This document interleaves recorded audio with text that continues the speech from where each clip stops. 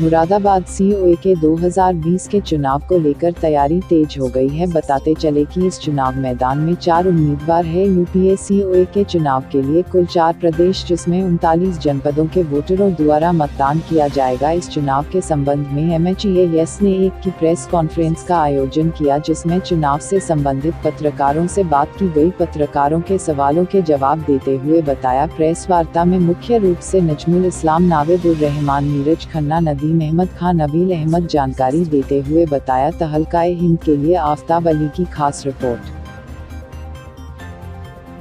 जितने भी इलेक्शन हमने अब तक लड़े हैं उनके मिशन की लीडरशिप में हमने सबने जीत है और इंशाल्लाह इस बार भी नवेद भाई और मुझे पूरी उम्मीद। धन्यवाद सर।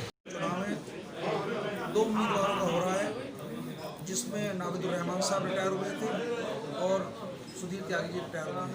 उनके लिए ये चुनाव हो रहा है और ये चुनाव मेरी सरपरस्ती में हो रहा है। जैसे कि मैं एमएचए का संरक्षक हूँ और यश हमारे साथ मिलकर काम कर रही है, उसी के लिए हम लोग चुनाव लड़ रहे हैं। और आपको जैसे पता होगा कि मैं 20 वर्षों से इस चुनाव के लिए अपनी कमान संभाले हुए हूँ और आज भी मुझे हर साल यही मौका मिलता है कमान संभालने का।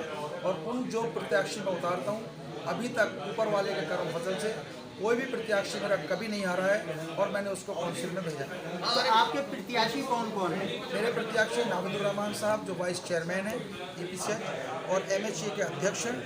दूसरे प्रत्याशी हमारे श्री नीरज खन्ना जी हैं जो यश के नेशनल चेयरमैन हैं और सीओ मेंबर भी रह चुके हैं और आज भी वो कॉप में सीओ के रूप में काम कर रहे हैं। सर, एक आज मुद्दा उठा एक बैठक, लेकिन काफ़ी दिनों से आपको पता होगा मैंने एमएचए को जो मुरादाबाद हैंडीक्राफ्ट एक्सपोजिशन है उसको हाईकोर्ट से, प्रशासन से सब लड़ जड़कर जैसे भी मैंने लिया उसको मैंने अपने हाथ में लिया और उसकी कमान मैंने अपने हाथ में संभालने के बाद में जब ये पता चला मुझे कि इसमें इतनी ज़मीन थी, ये बेच दी गई या ख़रीद ली गई, उसमें फिर मेरा शुरू से ही ये था उन लोगों के साथ कि हम इस स्टेशन को एक बिल्डिंग बनाएंगे।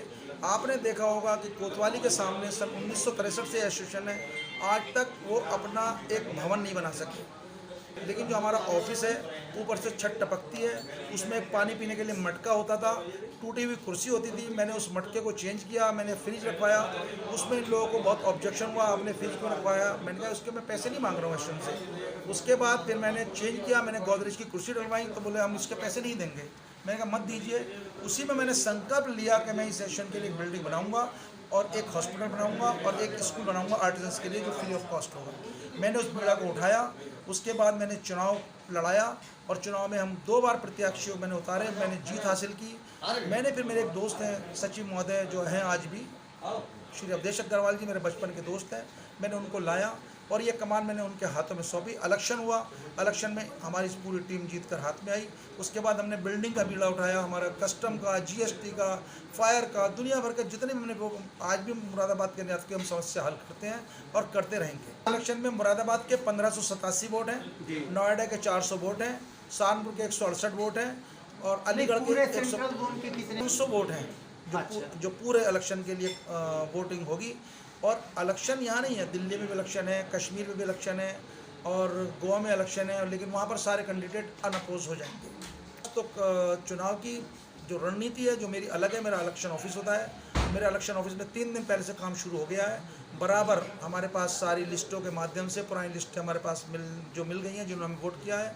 मेरे पास 20-15 साल का रिकॉर्ड है जो PDF होती है। पहले हाथों से वोट जाता था बाई हैंड, लेकिन अब इलेक्ट्रॉनिक वोटिंग के थ्रू से वोट पड़ता है और वो 23 तारीख से प्रक्रिया शुरू होगी और 29 तारीख को ख़त्म होगी। मैं बीच में एक बात भूल गया था जो मैं आपको बताना चाहता हूँ। उसी के अंतराल में जब मुझे पता चला कि इन्होंने टू मुरादाबाद हैंडीक्राफ्ट एक्सपोर्ट एसोसिएशन खोली, उसको मैंने फिर कैंसिल कराया।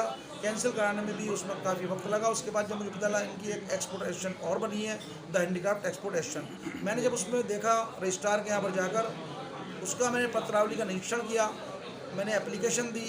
उसके बाद फिर मैंने जब उसकी सर्टिफाइड कॉपी लेने के लिए उनसे मांग की, मैंने मांग करने के बाद मुझे सारी सर्टिफाइड कॉपी दी, उसमें बिल्कुल ही सारे घोटाले हैं। सबसे पहले तो सभी पत्रकार बंधुओं को धन्यवाद करूँगा और ईपीसीएस का इलेक्शन जो कि बहुत जल्दी ही 6 महीने के अंतरकाल में हो गया और मैं आप लोगों के माध्यम से ये सभी निराधकों से मुरादाबाद के, नोएडा के, सहारनपुर के, कानपुर के, भदोही के, बिहार के, उत्तराखंड के, ये सारा सेंट्रल रीजन में हमारे आता है। फिरोजाबाद, कानपुर, आगरा, सभी निर्यातकों से मैं ये निवेदन करना चाहूँगा, हाथ जोड़ के मेरी विनती है कि नावेद भाई जो कि वाइस चेयरमैन है इस समय export promotion council for handicraft के, और मैं वर्तमान में कोऑप्टेड सीईओ हूँ और मैं नॉमिनेटेड सीईओ हूँ, और मैं जो है अब सीईओ जो है जीत करके जाना चाहता हूँ आप लोगों के मतों से। जब आप लोग अपने मत और आप लोग अपनी ब्लेसिंग्स मुझे देंगे तो वहाँ जीत करके बैठने में जो मुझे आनंद और विभूति होगी उसका अलग ही मज़ा होगा। आप इससे पहले भी सीओए रहे हैं इलेक्टेड, वो कितनी मेरा तीसरा टेन्योर है, मैं 3 बार ऑलरेडी जो है अब दोबारा से सीईओ लड़ने के लिए मैं आगे बढ़ा हूँ, और मुझे उम्मीद है कि मैं और नावेद भाई हम दोनों लोग जो है नजम भाई की परिस्थितियों में और मुरादाबाद हैंडीक्राफ्ट एक्सपोर्टर एसोसिएशन और यंग एंटरप्रेन्योर सोसाइटी के माध्यम से हम लोग जीत करके आएंगे। बहुत बहुत शुक्रिया।